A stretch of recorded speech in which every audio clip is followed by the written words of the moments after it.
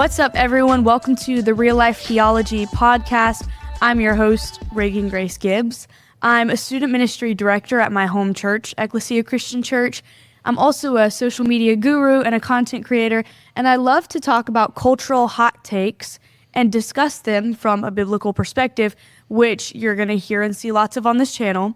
If you want to tap into my life, you can follow me across platforms at the Reagan Grace, or you can check out my website, ReaganGraceGibbs.com.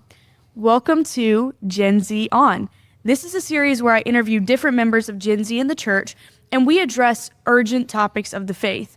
Today's topic, this is a hot one, and it's a heavy one. Today's topic is Gen Z on church hurt. But before we dive in, I want to let my guest introduce himself. I'm Joel. I'm the worship minister at Ecclesia, Reagan's cousin. Yep. And we're very passionate about this topic, so I'm excited to take it on with her. We look just alike. Yeah. Can you tell? Twins. Yeah, especially with our glasses. Yeah. So Joel has been on this podcast before on our episode with worship. Joel and our friend Will came on and we talked about Gen Z on worship. So I brought him back just because Joel is very near and dear to my heart. He has some great insights and I love just sitting and talking about these topics with him. So I figured, why not do it on the podcast setting?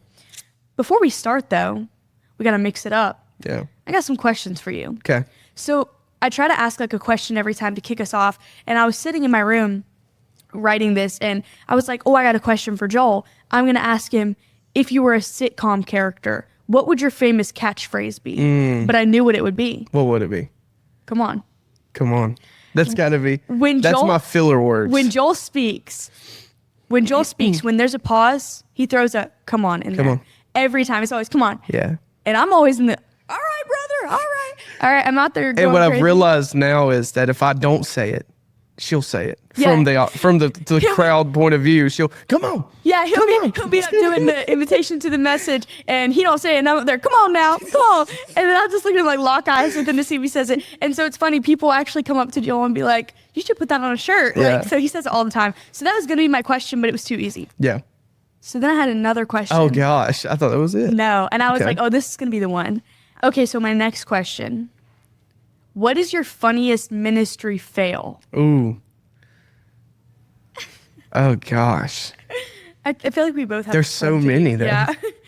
I've embarrassed myself so many times on stage, on podcasts. Holy crap. In teaching in so many different ways. I would say we did a student takeover. You probably know exactly where I'm going with this. You know what? Was it a Torrin Wells song I was singing? Where I announced to the whole, I don't even know the real lyrics to this song. I'm what by the King of Kings. I don't even remember. Anyways, the lyric was beautiful, but I said it wrong, and I literally said, I'm abandoned by the King of Kings. Yeah. And to where the whole congregation's like clapping, and then you just see everybody go, like, because it was a horrible thing to say. Are you sure about that? Yeah, but I tripped up bad. Yeah. But I would say all of mine are lyric related. Like just saying something off the wall. Yeah. That just doesn't work. You do switch up the lyrics. A lot. Yeah. Besides like voice cracks, those are great too. Yeah. What's yours? I'm very curious. You know, I have a lot.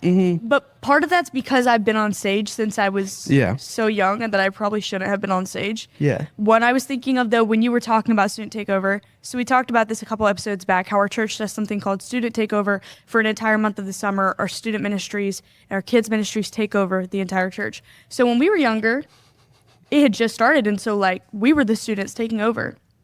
We had a student worship team at the time. And what you need to know about me is my whole family is musically inclined, amazing singers. Me, I can speak all day long, but I'm not up there with them. This like, could go so many different directions. I don't know where you're about to like, take I can this. stay on key, but they can do things that my voice is not willing to do. God bless me in different ways, and singing just doesn't happen to be my spiritual gift.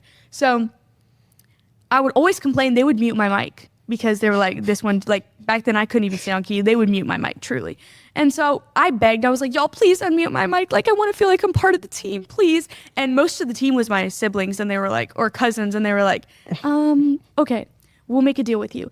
This one song will unmute your mic. And it was like, it's not like a mainstream worship song. It's called Not Ashamed. Yeah. And at the beginning of it, you do like a 1, 2, 3, 4. And then there's a part where everybody is supposed to go, oh, not ashamed. Yeah. Everyone's supposed to do that together, okay? So they're like, all right, we know you have good energy. So on this part, we got to all be super loud. All right, we're all going to yell, not ashamed. I'm like, period. Like, if that's what I got to do, I'm going to see it through. And so we start with the song, all this stuff. We started, and it's time for the big intro. I'm looking at everybody. Joel, our cousin. We're Summer, hyping her up. right? We're like, they're all like, and I'm like, oh, we're about to like pop off. we're about to show them something they have never seen. Right. We're about to bring this to a whole new level. I'm holding my mic. I'm looking around. I'm like, hitting with these. Yeah. Oh, we about to go crazy. Yeah. You know? All right. It does it. Ready? No, we don't. I scream it. Screams I'm it. not ashamed. It's that moment that I look at the camera, I look around, and I realize not a single other person said it. High and Just dry. me. Just me. So then I'm so embarrassed. You know what? I go back and watch the live stream, and it was vile. Yeah. It was so embarrassing. I held that grudge for so long. And it led to many years of us pulling those kind of things. They would Like- do it to me over and over again. Yeah. Over and Build over Your again. Kingdom. When we would do the intro to Build Your Kingdom, dude, every Yeah. single time they would do that to me. But you know what? It sort of became like a joke. Like, I don't really like sing like that, Yeah. but I do like get loud and jump around. So whenever I do worship with our worship team, I'm just up there jumping around. Like, I'm singing, but really I'm just up there for the vibes. The Like, vibes. I'm really like, whenever Joel puts me on, I'm like, don't even give me a song. Honestly, like, Don't even give me a mic. just put me on backup. Like for Easter, I was like, give me a mic, but turn it off. I don't even want it to be on. I literally just want to be up there to worship and jump around. Like, I'm It was not a even. good time. And it's a great time. Yeah. It is a great time because I don't got to worry about the voice cracks or the wrong lyrics. I'm just up there having a good time. Like, you know what I'm saying? So anyway, I thought that would be interesting to talk about some of our Yeah, for sure. ministry fails. But anyway, getting into our topic, I think first we should discuss the term church hurt because I do think that it is often misused and miscommunicated.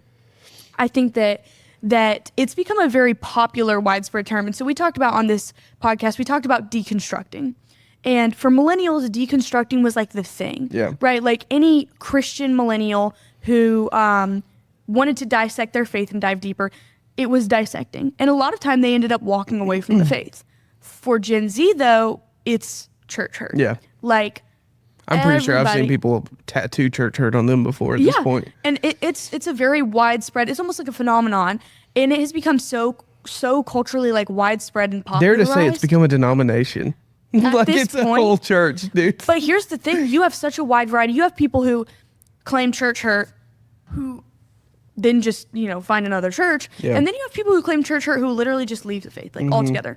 And so it's a very interesting but very broad topic. Yeah. And we're going to talk about it, but you know me, I'm going to be honest. Yeah. I'm going to be blunt. Yeah. Because as someone who has seen the effects of church hurt and someone who has endured some of what I would even reference that to, I think that it's used too lightly Yeah. in many situations. I mean, I'm going to keep it honest with you. I follow people on Instagram.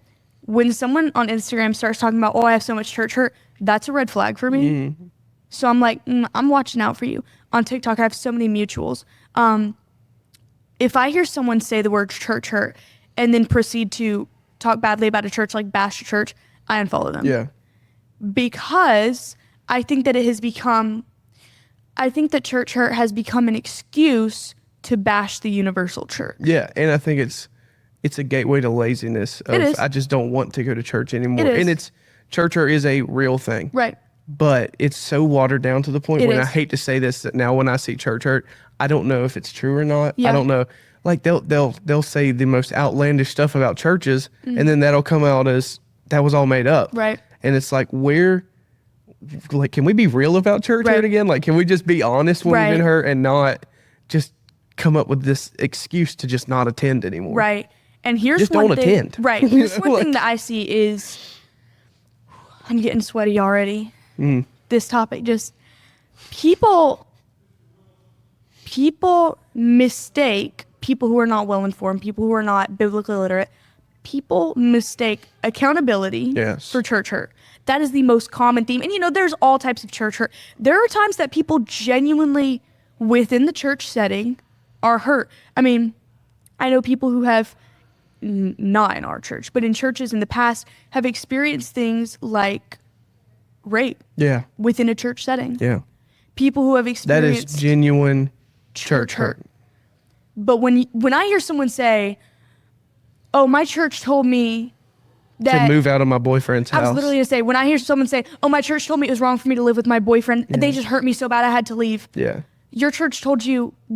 They told you were living in sin because it's their job to not let you live in sin, and then you got mad because you wanted to keep living in sin. Exactly. So that's where this is difficult, is honestly, with our generation, a lot of people mistake or confuse accountability with church hurt. And it is this way because we live in a society, and especially in our generation, where you are very encouraged to cater to self. Everything is about you. I mean, like, I think that there was like a thing last year where the top hashtag, and my friend did a message on this, the top hashtag on Instagram was like love or something. And then the second was like self-love. And obviously that's for a reason, because we live in a demographic where everyone's like, oh, it's all about you. Yeah. I mean, self-love is so prevalent. And everyone's like, oh, focus on you, be all about you, do what's best for you. And it's such an infatuation with catering to ourselves that when everything is not catered specifically to how we want it, we start to say, oh, they don't like us, they're hurting us, they hate us. And that's a very dangerous headspace to live in. Dare I say, borderline narcissistic headspace to live in. 100%. And it's a bunch of entitlement. It is a lot of entitlement. A lot of it stems down to. You're telling me I'm wrong, even though I entered this relationship with you in a church knowing that your job is to tell me when I'm doing something wrong. Keep me accountable. Right. Yeah. That's like literally what church is. Yeah. So you're doing that, but I don't like you telling me that I'm wrong because I am wrong. So now you've hurt me. Yeah. I've noticed a lot, even, and I'll speak for myself here too, that like when I asked for accountability is when I was the most defensive and entitled. Like, you shouldn't be telling me this, you know? Right. And I'm the one that, but it's such a good look to say, keep me in check, keep me in check. Right. But don't. Right. Don't. You know, like, that's as I get older, I so deeply admire the relationships in which people will be like, girl, you're wrong. Yeah. Girl, you need to chill. Yeah. Like, because I do have faults, obviously, and I admire when people love me enough to tell me that. And we talk about this on the podcast. We've talked about this. This is kind of just a culture with our students that we always talk about. The fact that it is the most unloving thing I can do to know you're wrong and not tell you. Yeah. Because I'm literally watching you self-destruct. Yeah, but and also we've talked about this before too. Like, you got to have that relationship. Like, we're building these relationships constantly to where in the church setting we should have the chips to say you're wrong. Right. But that in a loving way, I can help important. You know, and you can help me. Right. So because this is just a popular topic with our generation, a lot of people who are part of Gen Z want to talk about it. And there are different facets to that. A lot of Gen Z people want to say, open the door to talk about church hurt so I can tell you how I got hurt and how I was abused and how I'm just a victim. And then there's the people that are, what is it? I want to know. I want to talk about it. So anyway, on my Instagram, a lot of time, on my TikTok, I poll people to talk about whatever the topic is on the podcast. So if you haven't gotten part of that, then you need to be on the lookout for when I do these for next seasons so that you can be part of it. But I put a question sticker on my Instagram story. I was just like, question, church hurt, we're talking about it. Give me any thoughts, questions, discussion points. What do you guys want to hear? Yeah. And did it pop off? It popped off. There were a lot. So we're just going to talk over a few of them. But the first one, one of my favorite pastors in the world, he's been such an influence to me. His daughter actually submitted this. And I know her struggle because I've walked through her struggle. And so seeing her question, she said, I don't know if this counts, but preacher's kid expectations. Yeah. And I read that and I was like, dang. Because you know what? I wish when I was younger, I had someone who had walked through similar things so I could say, give me insight into this. How do I walk through this? Yeah. What's going on? Because, you know, we both grew up in a small church setting. Yeah. Our dads are pastors. And when my dad started our church, it was very small, but it has blown up into something huge to the point that before them, they didn't have someone to tell them what it's like to lead a mega church. Yeah. And it happened so fast too. Quick. There was no time to learn what was going on. And so they didn't know what it was like to be in that setting. And so certainly we didn't know what it was like to be in that setting.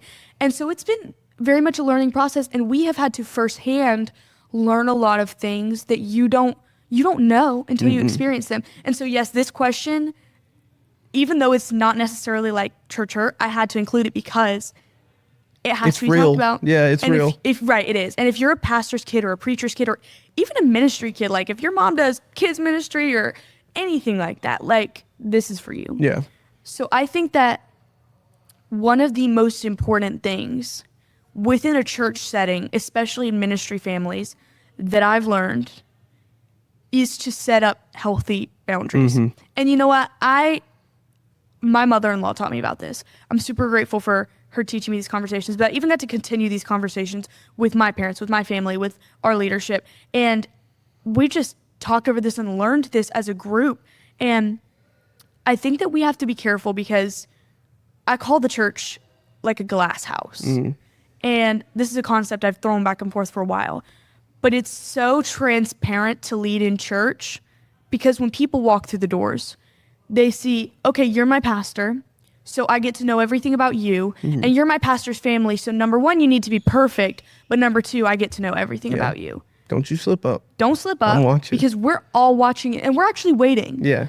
And I think that this is something that I don't even know how this began. I mean, I guess just because, I mean, obviously we know that scripture says, if a man cannot keep his family like in check, then he's not fit to be a pastor. So we know that. So yes, there's truth to that. But at the same time, when you hold pastors' families to a standard that you don't even hold your own family to, like, you know, like if you're more mad that the pastor's kid told a lie, but when your kid did it, it was fine. That's when it's like, is this an obsession? Exactly. Are we over invested in someone else's life, you know? And so I think it is absolutely necessary to set up like these healthy boundaries. And we've talked about this. We're learning this through experience. Recently you became a dad. You've got an almost 1-year-old son. This is something that you will have to navigate as a parent, as a leader, as a minister. I'm not letting everyone have 100% access to my son. Yeah. You don't get that. I tell you what, I was actually talking to my wife, and I was asking her if I could share this before this morning, and we had gotten some Facebook stuff about our family when we first got married, and talking about, you know, when you get married, when you have children, it leaks over, like it just starts over again about the glass house situation, Right. And I had always told myself, like, I'm not taking any like church stuff home, like drama wise. Like I want her to just have a great idea of it. But I dropped all of that. We were married for 4 months, I think. And there was just this comment thread about our family. And I was just obsessed. Like our house had been covered in it. And I realized that I had ignored the fact that she's being affected by this too. And so I was reading this, and she would, you know, you just gotta breathe, just calm down, like don't look at it, and you don't understand, you don't just stay out of this, you don't get it, you know, and then realizing as a leader, for any leaders that are watching, that your kids are being affected.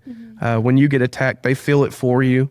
Your kids feel it for you, because I know as kids as well.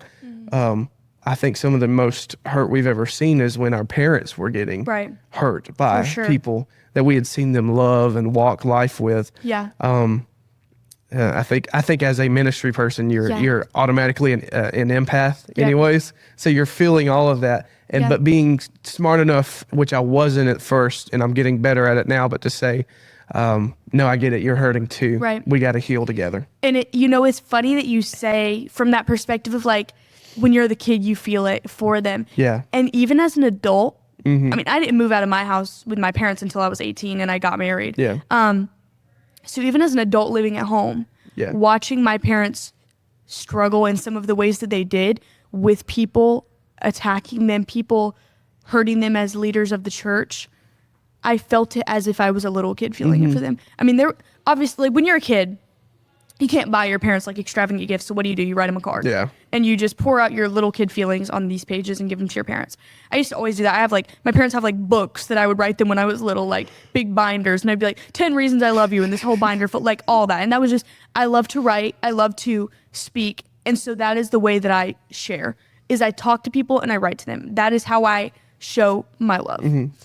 My dad, this has been, over a year ago, he was struggling with something similar, just people lying about him, people trying to slander him, people just hurting him, people that he had once loved, like you said. And I watched him lead a church, lead our family, not carry it home, not talk about it, and still get up and lead strongly every day. And it made me hurt so bad for him that almost I didn't know what to do, but I knew I needed to do something. And I caught myself writing him a letter. And it made me feel like the little kid who would write letters to my dad. Yeah. Sitting in my room writing my dad a letter. And I couldn't, I tried to speak eloquently. I tried to write well. I couldn't. It was coming out childlike. I'm so proud of you. People don't know who you are. People don't see what you do. You are a reflection of writing it like a little kid. Yeah. And I felt like a little kid. I was nervous. Yeah. I couldn't even go give it to him. You know what I did? I set it on his bed and I went to the bathroom and started brushing my teeth. Yeah. I was nervous. And he came in and he just hugged me and we stood there silently and he just hugged me. And he was like, I love you. And I was like, this is what people don't see. 10-year-olds. We are. In real life. We're literally still our childhood selves. But that's what is, people don't see the suffering in silence. And he just came in there and stood and just hugged me. Yeah. He was like, I know this affects you and I love you and I'm proud of you. And that's what people don't understand. People look at ministry families, they look at pastors, pastors' kids, pastors' wives, and they think, oh, well, I can just say all this about them and it doesn't affect them because, they're so in touch with God or they're the pastor's family. And I don't know where the disconnect happened, that people started to believe that because you are in a leadership of a church, that you don't have human emotions. Because we know even Jesus wept. Yeah. Even Jesus felt those emotions. And so for people to sort of dismiss the idea that ministry leaders, ministry families feel these emotions and hurt the same way that you do, it's a crazy idea. Don't know where it came from. But seeing my family and feeling myself just a suffering in silence because you have a church to hold up, a congregation to uphold. It's something that no one prepares you for. And you can't be prepared for it. We can talk about it. You can't be prepared for it until you feel it. You go through it. And circling back to the boundaries for me was learning. And I'm like I talked about, I do social media, I do content. It's a source of income for me. Like that's what I do, aside from student ministry. And so it's something that I'm committed to. But learning that just because you follow me or just because you know me from church, you don't have to know everything about me. I have a rule now. I don't post my siblings on social media because my following has grown to a point that I'm uncomfortable with the amount of people that follow me seeing everything about my family. I don't post videos in my parents' house anymore. I don't want people seeing where my family lives. I don't post pictures of my young family members. So even not my siblings, you have little sisters. I don't post pictures of them because keep that safe while you can. Right. Because the world's going to get all of it eventually. Right. But while we can prevent that, like let's be the guards and for the future. I don't feel bad that people don't have 100% of me. Yeah. Because what I pour out, what I give when I do church, when I do podcasts, when I speak, that is what I'm willing to sacrifice to give to you in my service to God. But I don't feel bad that I don't let you have every 100% piece of me. Of it, because nobody other than Jesus truly should have that. And so there is a certain level of, and it's not secrecy, but it's privacy. And, not like I'm doing things in private that the church can't, that's wrong, because what's done in darkness will be brought to light. But there are certain things with your family, like I see this on Facebook, and to each his own. I'm on Facebook and someone I know posted something, their kid got in trouble, and they posted explicitly in detail what their kid did on their phone to get them in trouble. And I was like, so how does your kid feel when they see that you're posting all this? And it's like a young kid. And I'm like, so that's actually so humiliating. And what you're doing is pushing them away so that, number one, they get better at hiding what they do from you. but also that they don't feel comfortable coming to you in the future because you're going to go post about it. Same thing. If there's something that happens in my household with me and Manny, I'm not going to make a TikTok about it, be like, oh, me and my husband just got in an argument. Oh my gosh, comment for part 2. Like, no, because people don't have access to that part of me. People don't have that right. Yeah. And so that's just, there is certainly, you are justified in maintaining boundaries. And if you are a ministry leader, if your dad is a pastor, if your mom is a leader, stuff like that, the church doesn't have to know every little detail of your life. And that's something we're learning. That's something that we are absolutely learning, because I used to post everything. Yeah, bro. Girl, I be going from Conway to Myrtle Beach today. Who's, like, pick me up. This is from someone that, has a hard time, who does do social media, but also used to be very open on my social media, used to post everything. And I've even seen this in my mom's life. Yeah. My mom, like, when social media came out, that girl was popping, okay? And she has always been like a social media person, like all the time, everything. She's talking about it. She has deleted all social media from her phone. She doesn't use her personal Facebook at all. She uses her author page to talk about her writing, but she has deleted all social media apps completely from her phone. And she's like, I don't need it. Like, it's what works for me. It's what. And right. I don't care who you are. I mean, I hear so many people like, oh, I don't scroll. Like, what else? Boy, let me say something about that. Even if you're on Marketplace, you're scrolling, right. dude. Like, you're just mindlessly. But here's what I've learned, though. Yeah. And let me say this, and then we'll be done with it. It's always the people that say, oh, I don't scroll on social media, I just post. That watch your that are the first one to see my story. Because you don't scroll, but you saw my story in 30 seconds of posting it. Yeah. Make it make sense. Yeah. It don't. That's the one that always got me. And always that you don't scroll, but you my top fan. Yeah. You got that badge on Facebook. You're my like. What do you mean? Dude, that badge could be so embarrassing, bro. It's always the most random. You know what? I have a top badge on Facebook for the Hunger Games Facebook page. Oh my gosh. Because I comment and like on so much of their stuff. It was like, you gained a top fan badge for Suzanne Collins. I was like, all right. Mine was Pawn Stars. You know what? We just started watching Pawn Stars again. Yeah. And that was so nostalgic. Reminded me of my childhood. That show is so funny. That's a great show. Chun-Li. Oh. That boy. Homie's lost weight. You know what? He got his life together. Yeah. Actually, I think he passed away. No, that was the dad. Okay. We'll have to do research on that. All right. Well, maybe we'll do an episode on Pawn Stars. No, but anyway, good show. Anyway, so all of that to say, our next question, and this was an interesting one that someone asked. I like that a lot of the questions I receive are so diverse to talk about. Someone said to discuss church hurt around a teen girl who got pregnant and the idea of not bashing her, but being glad that she kept the baby. I think this is more common than people would think. Yeah. The idea of a girl out of wedlock within the church. And then obviously, like, all right, the church is already looking at you because you got pregnant. Yeah. But then they're like, okay, but are you going to have an abortion? Yeah. Or are you going to keep it? Because then you got a whole nother load of trouble. Yeah. And nowadays, you can't tell which one they're vouching for. You can't, because so many Christians. Which is so sad. So many Christians will say, well, since it was out of wedlock, get rid of it. Yeah. And that's. Oh my gosh. That's the lack of grace that Christianity has, where we have fallen so far from where God intended for us to be, that we lack so much grace that we're like, well, you did wrong, so let's keep doing more wrong to hide your wrong. Exactly. Because we're ashamed of you. Especially parents. Yeah. I hear so many parents like, oh, we would, disown her and get rid of the child at the same time. It's like, good night, please be there for your children. Like that's so, yeah, right.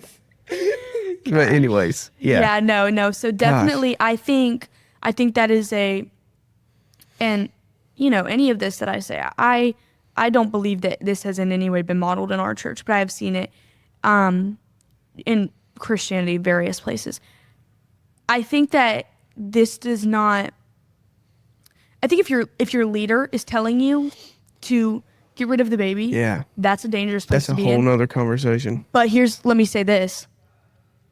Don't take the thoughts and ideals of one negative Nancy in your church and be like, my church said this. Yeah. Because that's what's dangerous, is when you hear something from a member of a church and you say, my church does this. And that's something that I always hear. I'll talk to somebody, I'll run into somebody in Walmart and be like, girl, I ain't seen you at church in a while. Where you been? She's like, oh, the church did this. And I'm like, well, who? Because I work at the church. Yeah, and the whole church. This thing, I'm like, first of all, it's a building. Yeah. So who? What he said? What? Yes. But also, I'm like, the whole church said that. Yeah. And then I'm like, well, I work there, and I ain't never heard that, and I certainly did say. So what? And you dig, and it's like, oh well, that girl that sits on the third pew. She said it. Every third Sunday said that. Well, it's always people were talking. Yeah, and it's like people were talking. Right. And so I think that's what you have to be careful is when you say, like, when these things happen. Who is the church saying it? Yeah. Who is saying these things? Is it the lady who always has something to say about everybody? Who's always letting you know someone's prayer request? Yeah. Is it her or is it your pastor? And learning not everyone in the church's opinion Matters. Right.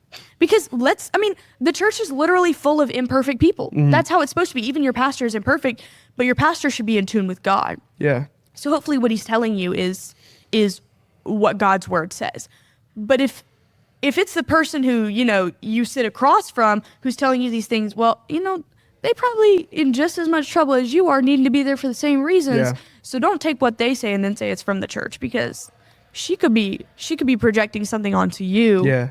That was a struggle for Can her. I share that thing we talked about? For sure. So when I was reading about, a teen mom that's done something and she's trying to come back, I thought heavy on Paul, who was, as we know, Saul, who didn't very much like Christians before. When I think about his conversion, I think about this like young, excited Christian that's just like, oh, I'm ready to join a team. Yep. Actually, I'm ready to join every team. Yeah. Like I can see Paul at like the greeters, Yes. worship team, kids ministry, and coffee bar at the same time. And I picture this like excited Christian. And when you're in ministry, you find a lot of times somebody who's just now getting out of a life of sin or a mistake, they are like that. They're on fire, and all they're looking for is a home and a group of people to serve with. Yep. But this was challenging for Paul because he did something you don't see very much in our area of Horry County. Mm-hmm. He was killing people, Christians, which is understandably not too friendly. So No. In Acts 9, it says, when he came to Jerusalem, he tried to join the disciples, but they were all afraid of him, not believing that he really was a disciple. Mm-hmm.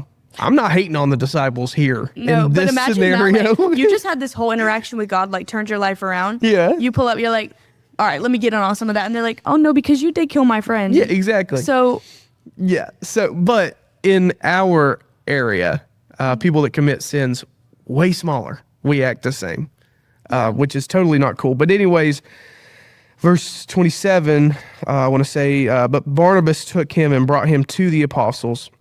He told them how Saul on his journey had seen the Lord and that the Lord had spoken to him, and how in Damascus he had preached fearlessly in the name of Jesus.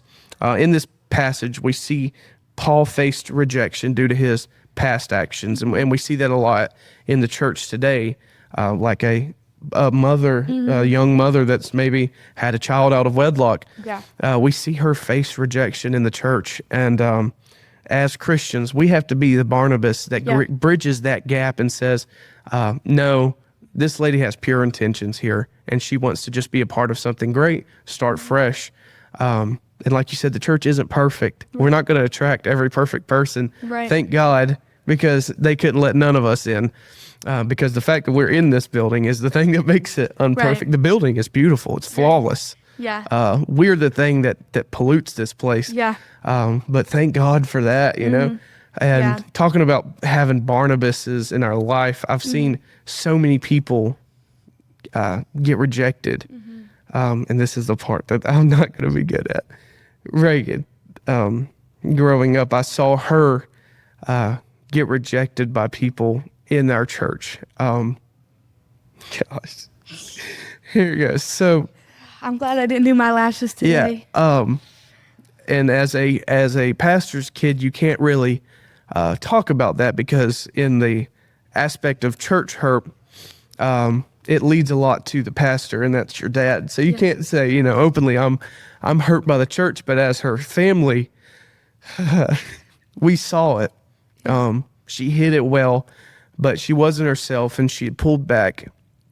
And I could say I could vouch for you as a Barnabas that your heart never changed, but you were clearly hurt, and you were looking for ways to heal. And that's something I'm so passionate about with church hurt is don't sit in it. And you didn't sit in it. You moved forward. You found different avenues, and some of them weren't good. Some of them weren't healthy for you, but you got out of those as well. Right. But I think everything that you went through was a part of your healing journey. And today with Reagan, you see where she's at now.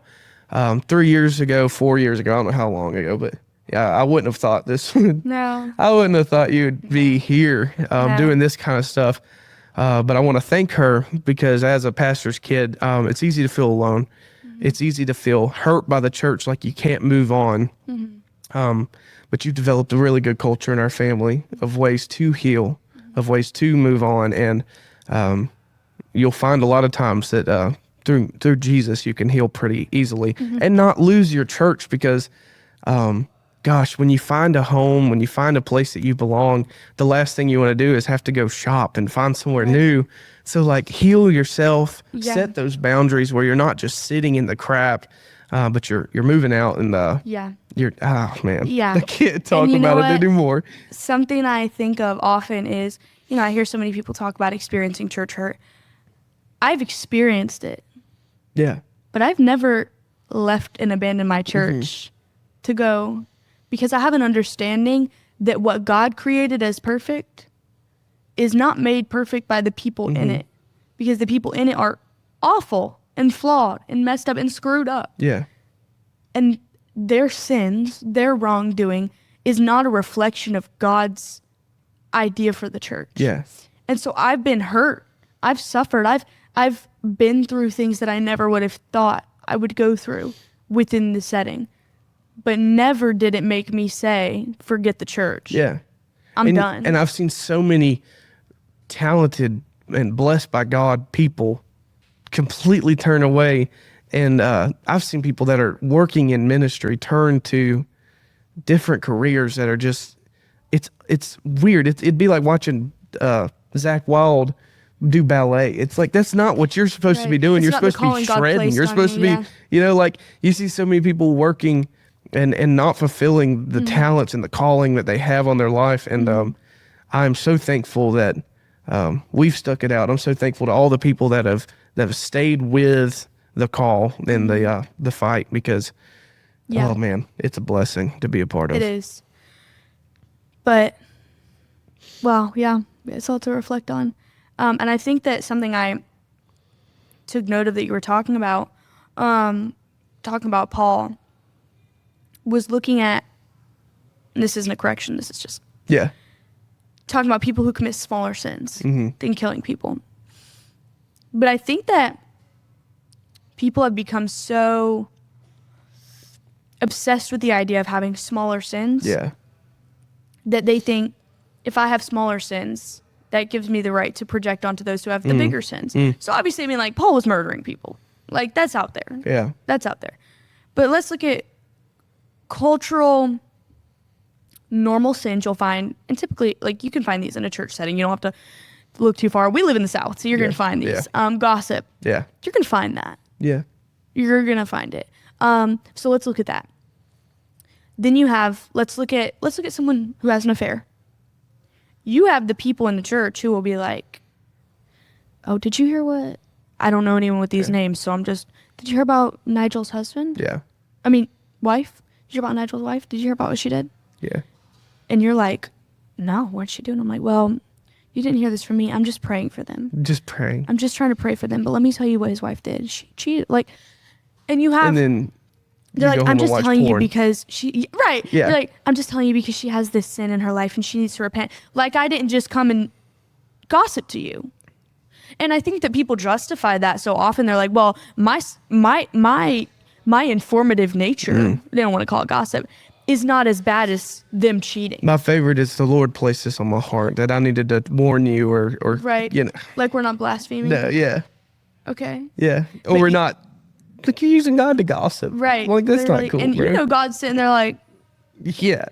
I said, what? Right. So I think that's where it becomes dangerous, is people look at this idea of, like, smaller sins and they're like, oh, well, mine's not as bad. Yeah. And they'll be like, oh, I'm not, like, ruining my marriage. I'm like, okay, but how many people are you affecting when you use your words? Because obviously we know the power of the tongue is the power of life and death. Yeah. So the amount of people that you're going and talking to You don't think that that has a broader reach or a broader effect? And that's what I'm saying is the idea of having like these smaller sins becomes destructive, because in a lot of church settings, people do believe that. But again, I wouldn't say that's quite on par with murdering a bunch of people. But anyway. Who knows? Who knows? Well, when we get to heaven, he gonna let us know. We'll find out. We'll find out. I ain't murdering people. No, sir. No, sir. Anyway, our next one, and this was an interesting one because I feel like I see this a lot. Someone said, discuss projecting church hurt onto others so that they expect it before they actually experience it. Yeah, that's a big one. That's a big one. Good night. That's a big one. Because how many times have you heard someone who has left a church or who doesn't attend a church or doesn't serve, and you ask them, hey, what's up? And they're like, oh, well, so-and-so told me this, so it's just. Or so many times you see someone leave because of how someone else was treated, and then you get to the root of it, and that person wasn't treated bad, but now 2 families are gone from a church. Right. And I think that's why there should be, and there is, there is this, but people choose to ignore that there is a conviction in slandering and lying and spreading misinformation. The conviction should not only be that you are sinning and doing wrong, but the idea that when I tell Joel something that in turn makes him leave a church that I wanted to leave, not only did I pull someone out of church, that could have been the only church that he was in that was going to bring him to Jesus. And now, where is he? He's with me at home on Sundays doing nothing. And I've seen so many families go from plugged in, serving weekly, doesn't miss a Bible study, to no church home at all. And the thought process behind it was, oh, I'm going to take them to my church. Right. That don't happen most of the time. They just fall out. They're just like, and now you're responsible for so many lives, so many souls, and children. And because you wanted to say the church, to them it translated as church. Every church in America. So then you stepped out of one, then they step out of all. Yeah. And that's what's dangerous. And you ain't checking in on them anymore. You pulled them out and you did. You pulled them out and you're like, I guess see you later. Yeah. Some other ones, we have a lot and we're not going to be able to go through them all today. But someone said church hurt for church leaders. I feel like we kind of touched on that, talking about, ministry families and stuff like that. But I truly, just circling back to it, I think that the level of transparency we talked about, this is something, okay, let me share this, that I learned from your dad, who is our discipleship pastor, but I think he learned from Cam Huxford, who is the pastor at Compassion Christian Church in Georgia. He said there's a pipeline of the access you allow in your life. You have to be honest, transparent, and vulnerable. You have to be honest with everyone. Yeah. Everyone that asks, I'm going to be honest with them. I'm going to keep it real. I'm not going to lie. I'm going to be honest with everyone because everyone deserves at least honesty. Yeah. I'm going to be transparent with some. Yeah. There are some people around me that I'm transparent with. I'm a little more than honest. I'm like, you know what? I'm struggling right now. Yeah. I need prayer. I'm struggling because I have some things going on. I'm not feeling this. Right. I need to go. Right. Yeah. That is my transparency. I'm vulnerable with few. My vulnerability is, this is happening to me right now. I don't know how to navigate it. I'm praying. I'm seeking wisdom. But I could really use someone praying on my behalf. That's my my vulnerability. So you have to be honest with everyone, transparent with some, and vulnerable with few. Yeah, and you can be picky with that group because I've had leaks in my vulnerability group. Yeah, and that's dangerous. You're gone. Yeah. Because I have to be able to trust that circle.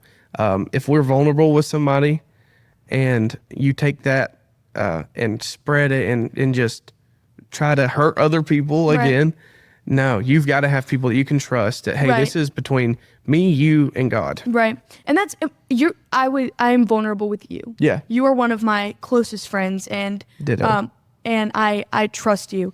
And so you understand when I am vulnerable with you in the things that I need prayer for. Yeah, and you can tell when that conversation about like, oh, wait, sorry.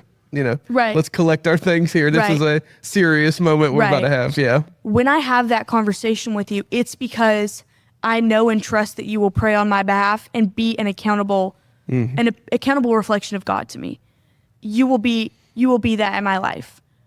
Not because I think you will go tell other people, or because I'm like, oh boy, I got to tell you what happened to me this week. I'm not coming to you on the basis of unloading my trauma and dumping it on you and casting all my burdens on you. I'm coming to you on the basis of I need help. I just need to say this. Right. Yeah.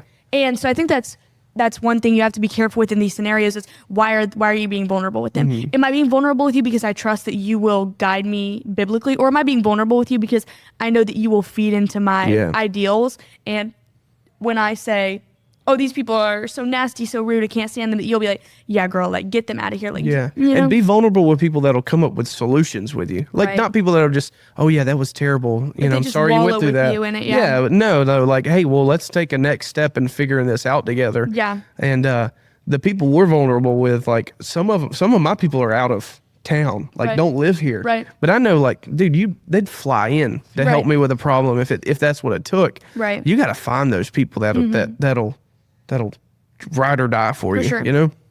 So someone else was talking about accountability and how being accountable for your actions or being held accountable for your actions is not church hurt. And we've talked about that. Yeah. And I will live by that. I think that everybody knows that deep down. Everybody knows that. But again, because we live in a culture that caters to self, when I tell you you're wrong, when you are wrong, you take that as you hate me, or you have a problem with me, or you treated me badly. And that is something that I cannot emphasize enough. There are so many people that will try to come to me and tell me, I'm just church hurt, I'm just burnt by the church. I'm like, all right, let's talk about it. Why? Yeah. Almost every time it's, well, they did this to me. And I'm like, no, they did what to you? They said this to me. Why did they say that to you? Well, because I did. They told you were wrong because they love you. Yeah. And you couldn't receive it because you weren't ready to let go of the sin that you were living in. Yeah. Well, that's like when somebody will walk out of a sermon during, like, because they got called. I was like, he didn't know you were doing that. Come on. I just felt like the pastor was preaching at me. I'm like, girl, you sit on the balcony seats every fourth week. You ain't even like. If the pastor pulled out a pair of binoculars, maybe then. Right. But I'm like, how you think he was preaching at you? That's the thing. So I think you have to be. Don't come to church if you're not willing to be convicted. Don't come sit in the seats of someone of the church where they are told to tell you when you are living wrong if you don't want to be told you're living wrong. Because you're literally looking for it at that point. And if you come and you don't want to be told you're wrong, or if you just don't want to be told you're wrong, that's a heart check. Spot on. You need to say, God, please rid any pride or rebellion in me that prevents me from wanting to be held accountable, because that's not godly. Yeah, got to have a good heart posture before Sunday service. It's literally, that is a spirit of opposition within 100%. You that you need to be cleansed of. You need to pray that God will remove that from you. Next question. Now this one, I'm iffy. When should you leave a church?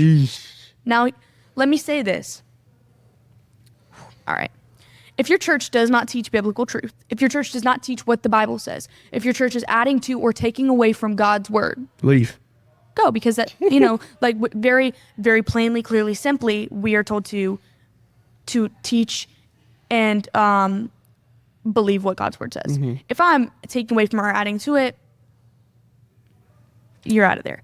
On the basis of church hurt, do not mistake the wrongdoings of people who go to a church for the church. Again, we've talked about this.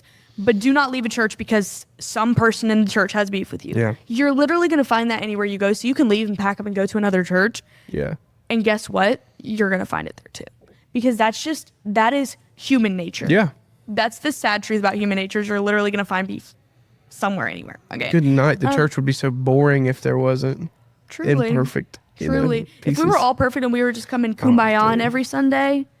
Wearing our finest linens, that would be so boring. Right. No, so I think that your judgment of when you should leave should not be based on the people unless it is who is directly sowing into you. Yeah. Unless your pastor is directly miscommunicating, intentionally miscommunicating God's word, mishandling it, and not leading you biblically from what you see in scripture. I mean, if it's just that I don't like the way he talks, or I don't like the and I truly believe, like, I stand firm on this. You should find a church where you feel at home. Yeah, where you feel comfortable in. I I hate the idea of not being at our church. Yeah. That's the thing. Like when we go somewhere on a Sunday and I have to like go somewhere else, like speaking somewhere or something like that. We went out of town, I think it was last year, because we had speaking engagements or worship engagements or something. We'd been traveling. I was sobbing because I hadn't been at our church. And I was like, I can't keep doing this. Yeah. I think it was 2 weeks actually. I went back to back. I went to Africa and then I went to speak in California. Gosh. It was 2 Sundays in a row. First week I was at a church in Kenya. Second week I was at a chapel in California, back to back. Literally, I sobbed on my flight home because I was like, I just want to be at my church. Once you find that comfort in that home, right? You don't want to be away from it. You don't want to be anywhere else. Yeah. That's like, I couldn't imagine missing a service at our church now. Right. You know, and it's like, I don't know, once it clicks. Yeah. And so I think when you know, you know. Oh, 100%. When you know, you know. That's where God. Like, I will fight tooth and nail to stay here. If that means getting along with someone that I completely disagree with, I'm going to do that. But you know what? And I think that's a true love for the church. Yeah. At Christmas at our church, listen, y'all, I didn't know this, and this might be controversial. I had COVID and I didn't know. You know what I did? I came to 6 Christmas services. Was it 5 or 6? It was 6. I came to 6 Christmas services with COVID. You know why? Because I love my church. Yeah.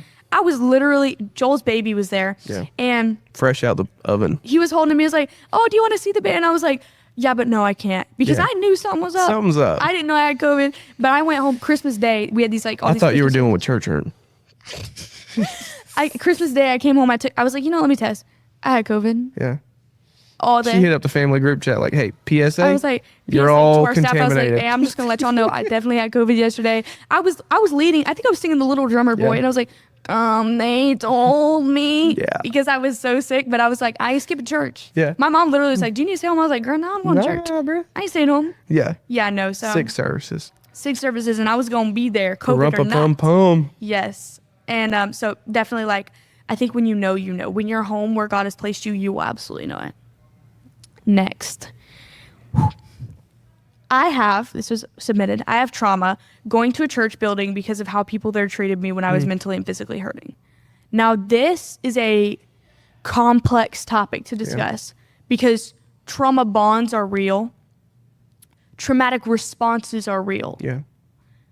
And I think it's easy for people within church settings to dismiss mental health because a lot of Christians are not educated on mental health. And our church actually just did a 10-week series on mental health, which was very informative for how to deal with your mental health from a Christian standpoint. But I do think it's like people who say, pray the anxiety away. Oh, if you have anxiety, you're just not praying enough. People that say, if you have trauma, it's just your pride. Yeah. Stuff like that.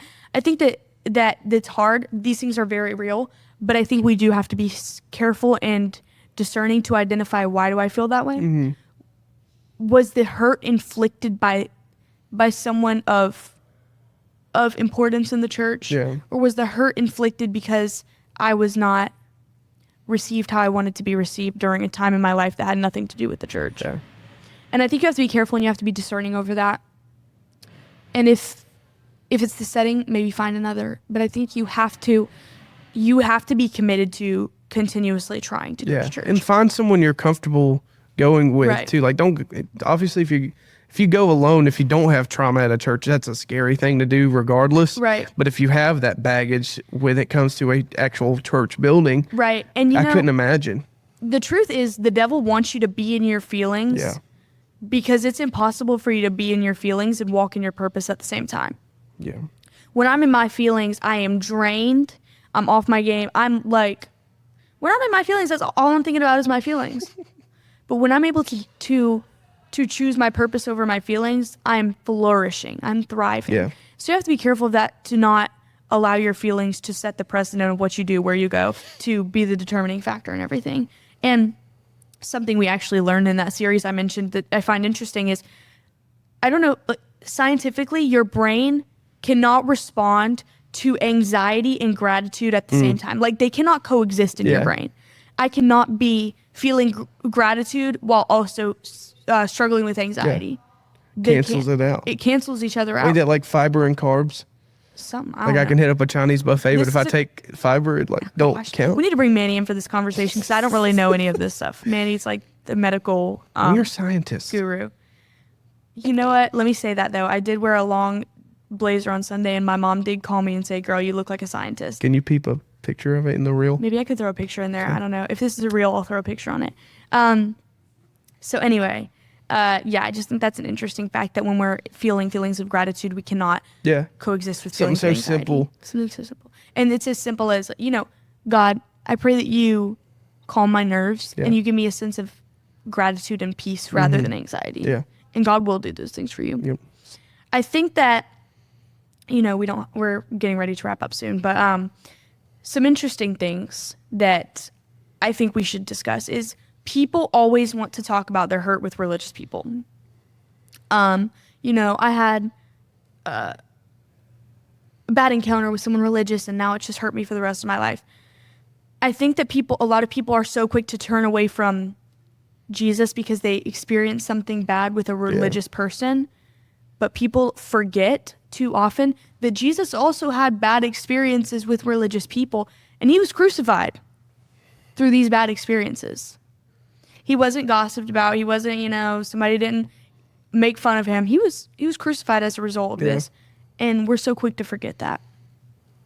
And I think that we have to be willing to have grace, and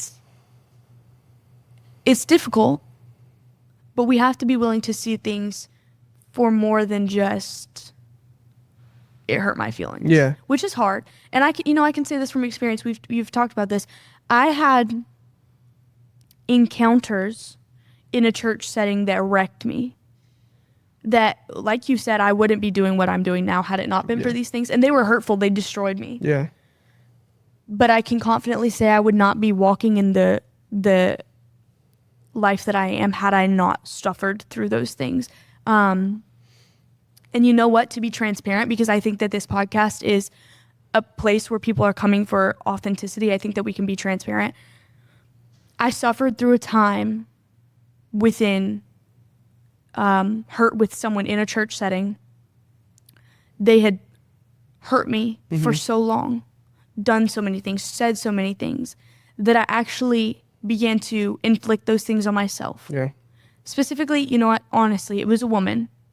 And this woman, because of her own issues and struggles, for me as a 16-year-old girl, developed an issue with me, an insecurity toward me, to where she would have to constantly make comments about me.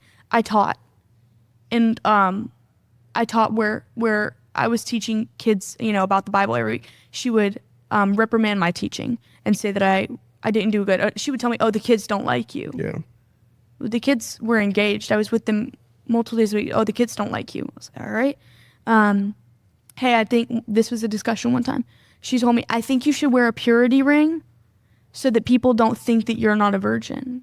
Because people might think that about you. In what world do you say that to a 16-year-old? Yeah. Who you don't have that relationship with? Like we talked about, having relationship equity, but she did not have that with me. To the point that she continued this for so long, talking about the things that I wore. And how my intention in coming to church was to make men look at me in a sinful, lustful way. As a 16-year-old, it was ongoing. She would rally the troops of women to talk about me. It was hurtful. It was so hurtful. And as a 16-year-old, not knowing how to handle abuse from someone who was doing wrong, who was sinning, I didn't know how to, in a godly way, redirect. So, like many young people will do, I began to self-inflict and self-harm. I developed a serious eating disorder for months. So much so that my caretaker, who, I don't know what it's called, nurse practitioner or something like that, goes to our church.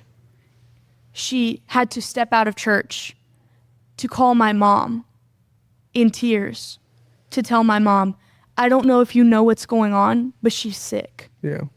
The things that she's doing to herself, she's sick. And I had lost, I think, 30 pounds in 2 months. And I was inflicting these things on myself because she said these things to me. Oh, you want people to look at your body. Yeah. I was punishing myself and trying to change myself and make myself suffer for something that I had not done, but I had been accused of, so I believed about myself. I got sick. I had to consistently work and, change my diet and come back to a healthier lifestyle because I was sick. I struggled with this. And this is, I'm so cautious of talking about mental health, talking about self-harm with our students. We talk about it a lot because I know what it was like to be 16 and to have mental health struggles, to have self-harm struggles, and to not know what to do about it. And one day someone finally saw it and said, we got to do something about this. And we've got to beat people to the punch. Like we have to call that stuff out fast, right? Before somebody gets hurt, right? Because had it gone on much longer, had she not said something, there's no telling. And my parents had not had very real and honest discussions with me to help me walk through this season, I don't know where I would have been. And it makes me emotional to think about the amount of people that redirect their hurt in this way, but don't have someone looking out for them. And they're just waiting on someone to just be like, "Are you okay?" Like, and no one does. Yeah.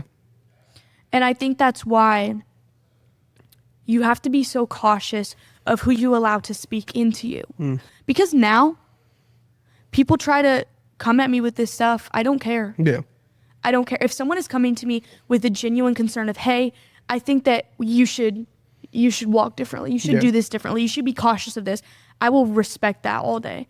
But if someone comes to me, I get comments on social media all the time talking about me. And I have to just filter through it, whatever. Yeah. I get comments all the time, messages. I get message requests. I checked my message request the other day and this girl's like, I can't believe you would talk about this on your channel. You need to kill yourself. Gosh. Years ago, that would have wrecked me. Yeah. Now I'm like, I don't know you. You don't know me. Praying for you, brother. I'm praying for you. I'm talking about what I've talked about for a reason. Yeah. I'm sorry that it struck a nerve with you. I would love to have an open dialogue with you, but no, I'm not going to do that because that's not what God has for me, girl. He is showing me what he has, and it's not that. I know the calling on my life. Right. And it's not to end right here. It's my job to live it out now. Right. Yeah. And I think can't that's stop what's it. right. When you allow people to speak into you who have no authority in that way, you are going to hurt. But when you're discerning and you say, you know what, you don't know me, you don't have that authority in my life, I take it with a grain of salt. For real. Go somewhere else with all that. Yeah. It changes drastically. Yeah. And this is an idea that, I've been toying around that I think really plays into this, is that you have to be able to be discerning with people in your life, like Judas and Peter. Yeah. Be able to discern your Judas from your Peter. Peter had a bad day. Yeah. Judas had a bad heart. That's good. Peter had a day where he denied Jesus. Judas had a heart and a spirit of rebellion to betray Jesus. Yeah. Peter, you restore. And we see this. Peter restores his walk with Jesus and begins having conversations, even with the religious leaders, to call them out about the idea that they say Jesus is not the Messiah. Peter holds people accountable and restores this relationship. So Peter, you restore. Judas, you release. Yeah. Jesus could never bring Judas back into that place of vulnerability that he had with him once he had done what he did. Yeah. And absolutely, Judas could have been restored had that been the heart. But we know, what did Judas do? Judas killed himself. Yeah. Because the weight of what he had done was too much. Not too much for God, but too much for himself. He couldn't handle it and anymore. His heart was not postured in a way that he could be restored to vulnerability with Jesus. Same thing with shingles or cancer. Yeah. Cancer, you cut that out. Yeah. Shingles, take something for it. Yeah, I think it's just you have to be very discerning with what you're allowing to have access to. Is this killing me? Like, do I need to get rid of this? Or is this something we can treat and keep? Yeah. And I think it's important to remember that this all starts small. This rebellion, this spirit of offense, this disobedience, it starts small. Yeah. But a seed of disobedience will produce a harvest of sin. Yeah. A seed of rebellion will produce a harvest of sin. You have to be so cautious with what you allow. Like the saying, what you do in moderation, your kids will do in excess. Yeah. The sin that you allow to live in you will build and build and build into something that you can no longer control because the effects of your sin have reached so many people that it's beyond you. Yeah. And you have to be cautious of those feelings of offense and rebellion and all those things, and be cautious of how much room you give them, how much time you give them, and being fully open to constantly hearing what God has to say and saying, it's not, I might feel this way right now, God, but I know that's ultimately not the full deal. I need to know what you have to say, because it's hard to hear God's voice when you've already decided what you want him to say. When I already know what I want God to say to me. That's what I'm hearing. That's what I'm hearing. I'm not listening to what he's actually saying. Yeah. And so you have to be definitely cautious of that, and cautious of who's pouring into you, but cautious of what steps you're allowing to be directed. Being very cautious of following in what God says. And again, who's pouring into you. I admire that we have the leadership that we have, because they do so much to pour into us, to check on us, to make sure that we are without question of our direction. We're fully tapped into what God has for us. And, this is something that actually your dad taught me. There was a year we were at camp. And, here's the thing. I'm baffled. I mind my business. Yeah. I do my thing, and I look cool doing it. I do it. I don't get in on nobody else's business. I don't talk about people. I mind my business. But somebody always got something to say about me. I don't know why, but that's just how my life has been. That's just how it has been. Glass house queen, yeah. So I do meet people, always got something to say. One year we were at camp, and your dad, this has always stuck with me. Somebody texted me back from home, and they were like, "Oh, I just saw this person. They used to be your friend." I was like, "Oh, that's cool." And they're like, "Yeah, she told me you're a lesbian now." I was like, "Well, I'm not." And y'all know I dress different. And so they were like, "Oh, well, they said you are." I was like, well, I do have a boyfriend, so I'm not. And that that's been an accusation I've had to dispel many times, because people see you wear baggy clothes and automatically they're like, "Oh, she likes girls." Not true. But anyway, always dumb stuff like that. So this one time, it just hit me hard, because the reason I wear the clothes I wear is because of was a trauma response. Yeah. And honestly, that the reason my doctor found out, or my nurse, she saw the way I was dressing, and she told my mom she dresses that way to hide the fact that she's lost so much weight. Yeah. And so for me, I'm kind of growing as a person, and I'm stepping into some new things, but it was very, very crucial for me at that time. I would only wear clothes that were too big on me. Yeah. Because I had seen what it looked like to wear girl clothes, form-fitting clothes, tight clothes in a church setting, and what the response had been. Yeah. So I told myself, it was almost a punishment at first. You're only going to wear loose-fitting clothes. But now it's become an outlet for me. Yeah. I'm comfortable. I enjoy it. It has opened doors for me to reach more people. Our students, it's funny. We have a group of girls, and we're all indie alternative style girls. And they say that they call themselves emo, but they say I'm the pink emo one. Yeah. They're like, "Oh, she's like us, but she wears a lot of colors." They're like, "So she's kind of emo, but not all the way." And so we joke with each other like that, but it's allowed me to connect with them on a deeper level, because I know why they do what they do to an extent. And so, that's always been a thing, but I knew it hurt me deeply, because they said this about me because of the way that I dress, but I dress this way because of hurt that it was inflicted on me. Yeah. So I was talking to your dad, I was like, "I just don't know what to do. Why do people say things about me? I just don't." And he was like, "Can I tell you something?" And I was like, "Yeah, sure." And I was thinking, there's nothing he can say that's going to help me not suffer with this, because I am struggling so bad. The things that people are saying about me, there's nothing he could say that could make me not feel this way. And he said, "You do know this, you do know, right? You do know that the lions aren't stressing about what the sheep think of them. You do know the lions don't care what the sheep are saying. Yeah. The lions are too busy being the king of the jungle." I was like, dang. And then more recently, we had a guest preacher at Orpheus, Dr. Orpheus Hayward. He actually was the officiant of my wedding. I love him. He's amazing. He was doing a sermon. He said, "The eagles don't fly low enough to hear the chickens clucking." Yeah. I was like, shoot. All right. And so that's where I think you have to be so cautious of who's pouring into you, who's also who is guiding your steps, because truthfully, this person with a heart of wrong should never have had any authority to change the walk I was walking. Yeah. They should never have had that impact on me. But you know what? God allowed it for a reason. Yeah. And now but you were in a recovery season at that point too. Right. So you were still vulnerable, but you were recovering. And I think that's when the devil hits you. It's like, all right, I'm making progress. Nope. Yeah. I'm making progress. Yep. Nope. For sure. You got to have the ability to call that out and say, no, I see what this is. I got to keep moving forward. You do. And you did. Yeah. And I think that ultimately that whole idea of, cautious of who's into you, who's pouring into you, is not accepting shade from a tree that bears no fruit. Mm-hmm. If what you are doing is not fruitful, you will not throw shade at me. Yeah. If I cannot see the fruit of what your ministry, if you're going to come correct me, then come correct, but stand correct. Yeah. Like, if you're gonna tell me what I'm doing is wrong, show me the fruit. Mm-hmm. On what authority? And that's where you have to be careful is don't throw shade when you don't got no fruit. Yeah. You're not going to come provoke me when you have no authority to do that. And nothing to show. Right.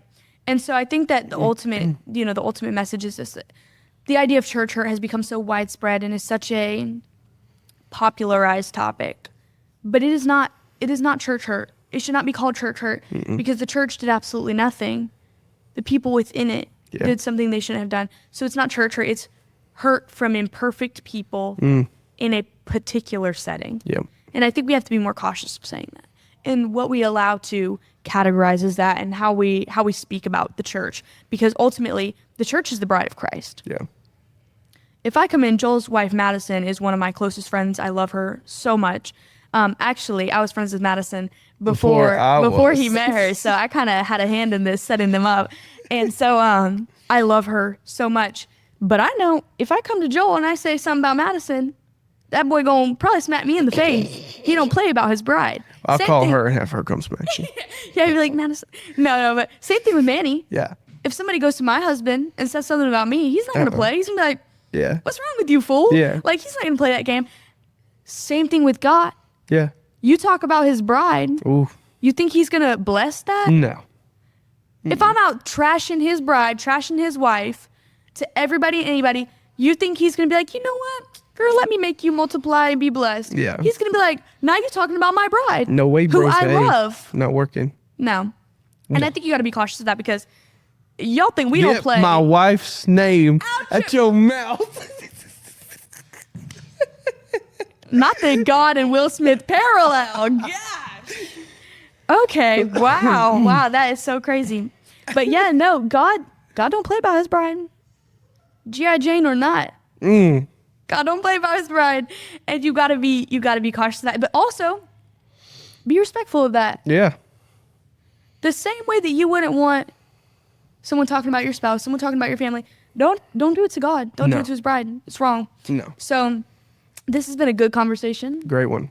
A fruitful conversation, I hope. I hope that this is eye-opening and can create more discussions for you guys to have. Again, if you have any questions about this discussion, message me. I don't mind to have that dialogue, to have an open discussion about it. I am grateful for you being willing to come in to talk about this topic, to share your heart, and to be vulnerable. It is monumental to see people doing that, to even see men doing that in our culture, in the setting of the church, and I'm very grateful for that. So, would you like to pray to close our episode? Yeah, for sure. All right. God, I thank you for this chance that we get to speak on hard topics like this. We thank you for giving us your bride to worship you in and to learn more about you.